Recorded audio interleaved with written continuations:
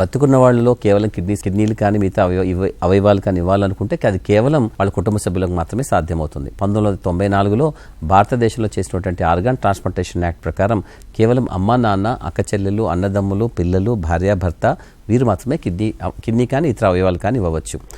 కొన్ని రాష్ట్రాల్లో భారత ప్రభుత్వం చేసినటువంటి 2012లో చేసిన అమెండ్మెంట్ ప్రకారము వాళ్ళ అమ్మమ్మ కానీ, తాతయ్య కానీ, మనవలు, మనవరాలు కూడా అవయవాలు ఇచ్చే అవకాశం ఉంటుంది. కానీ అది ప్రతి రాష్ట్రంలోనూ ఇంకా సాధ్యం కావటం లేదు. కాబట్టి కేవలం కుటుంబ సభ్యులు అనగా రక్త సంబంధికులు మాత్రమే ఇవ్వవచ్చు, లేదా భార్య కానీ భర్త కానీ ఒకరికొకరు అవయవం మార్పిడి చేసుకోవడానికి సాధ్యమవుతుంది.